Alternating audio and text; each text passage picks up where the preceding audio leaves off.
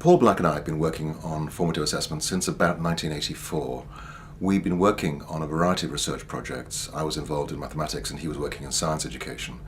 And we were exploring the use of assessment to help improve students' learning rather than just to measure it. And what we found was that the evidence was that if teachers did these formative assessment practices consistently, then students' achievement would rise substantially. There's different ways of describing this. One is to say that actually Scotland or England would go to number 5 in the World League tables if we could achieve that. Another way to think about it is that when teachers do a formative assessment effectively, students learn at roughly double the rate that they do without it. So you are really talking about achieving 1 year's learning in 6 months through the use of formative assessment. One of the things I've realized is that most teachers, in fact probably all teachers, learn most of what they know about teaching before their 18th birthday. We learn about teaching by being students. Even if you go to a great teacher education program at a college, you'll only be there 4 years, and you've been in classrooms for 13. So when the pressure is on, when you're reacting in the classroom, you are relying on the scripts, the routines that you've learned about how classrooms work when you were a student.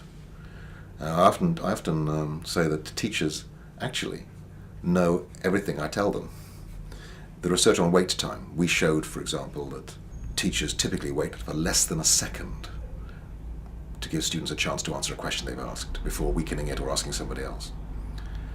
And we pointed teachers to this research that showed that really 3 seconds to 5 seconds was actually increased the level of dialogue in the classroom, increased the thoughtfulness of students, and did in fact improve student achievement.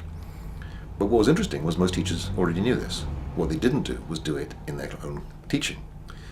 So one of the things we become very aware of is that getting clear about what needs to happen is the easy part of the problem. The hard part of the problem is helping teachers to do this in their own classrooms.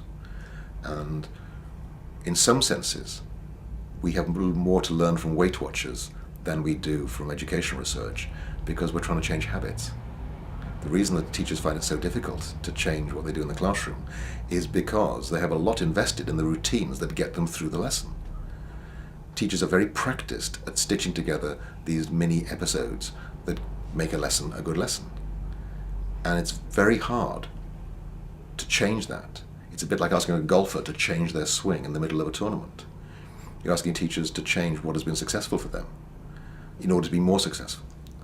It's very hard to do, but the research shows very clearly that if you are serious about raising student achievement, there are no quick fixes. You aren't going to do it by changing class size, you aren't going to do it by changing school structures. It's about what happens day in, day out in the classroom that makes a big difference.